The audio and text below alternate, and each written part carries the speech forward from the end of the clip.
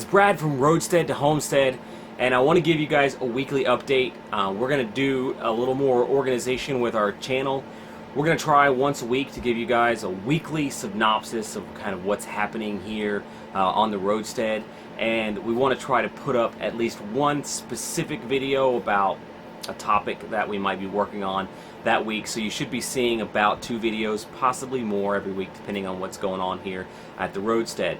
Now, I want to talk a little bit about the week. I went out to Menards and bought a whole bunch of insulation and came back here to the campsite. I bought the white expanded foam. It was cheaper. It was $10 a sheet versus like $38 a sheet. And the park manager here came by and he said, there's no way you can use that stuff. It's going to fall apart and the winters here will destroy it. You really need to think about returning it. So I packed it all up and went back to Menards, and it was crazy. The wind was blowing at like 50 miles an hour, and I had this huge bundle. It was bigger or taller than my truck, and it just started blowing all over the parking lot at Menards. I wish I'd had my camera on me. It was a sight to see. Luckily, the guys at Menards jumped in, and some other customers that were in the parking lot helped me gather it all back up and get it to the store so I could get the stuff that I actually needed. So we've got some of the really expensive stuff. It's crazy. I'm not even going to talk about it. My wallet is hurting right now. But we did buy that, and I'm going to do an install video on that here as I begin to work on the project. Some other things I want to talk about. I did buy a new light for my YouTube channel, so you're seeing me illuminated by that now. I want to show you what that is. Went off to a camera store and just kind of told them what we were doing, and they tried to talk me into buying a Canon T5i. If you guys have any input on that, please let me know here in the bottom. I'd like to know. But what I did buy is I bought this thing here. It's an LED just illuminator light, and it has its own stand, or it can clip onto a stand, and it's 120 LEDs, so there's the model number you guys can see, and it's adjustable brightness, and it's got 2 different filters in it. So I'm using the sort of the white filter now. So we'll see how that comes out. I'm not a camera guy, so I'm doing the best I can. The next thing I want to talk about is that trip to Menards. It didn't just include foam, but I also had to buy some other things, and the camp manager here recommended this stuff. This is HVAC duct tape, I guess, or foil tape. And man, this stuff is expensive. It is $15 a roll. So I started out with 2 rolls, and we'll see if I need more. And there's 50 yards on a roll, and my RV is 33.5 foot long, so I think 2 rolls probably would be more than enough. We'll find out. I've never done this before. The next thing I want to talk about is right behind me. You see there's a heater and a box back here. I bought 2 of those, and they were $40 each, so another big ouch to my wallet. But we have a 20 amp service and a 30 amp service outside on the pole, and we're going to run these heaters on the 20 amp service and put them underneath the RV once the insulation has been wrapped around on the outside, just to try to keep it warm underneath, keep the floors warm.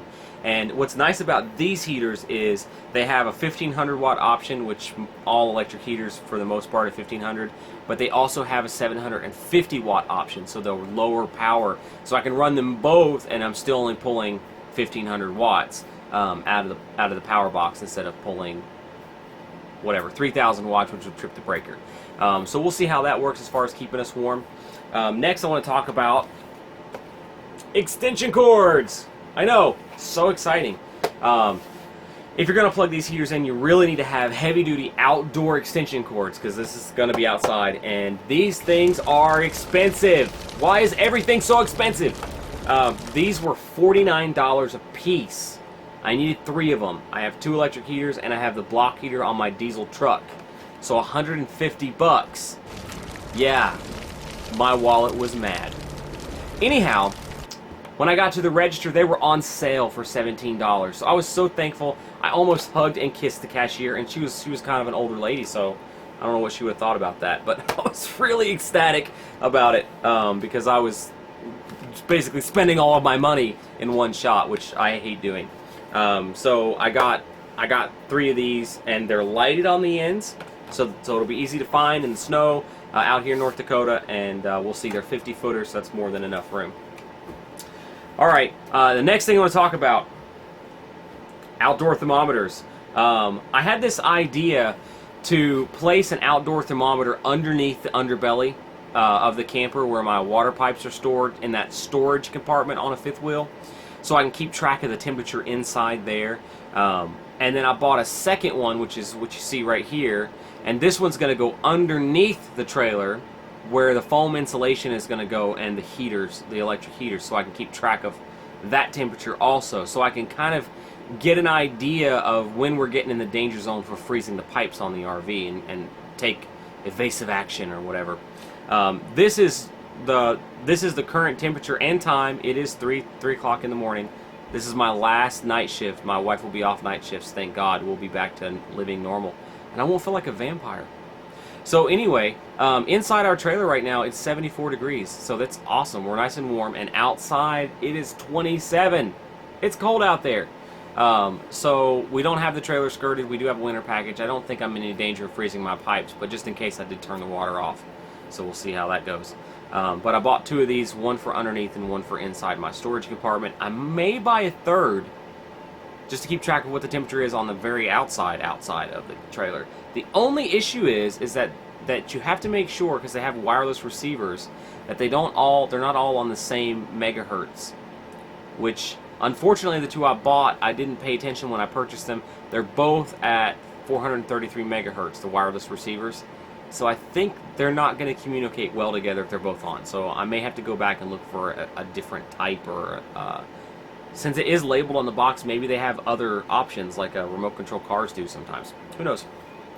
Last thing I'm going to talk about is my gaming channel. I do have a gaming channel at Married Dragoon.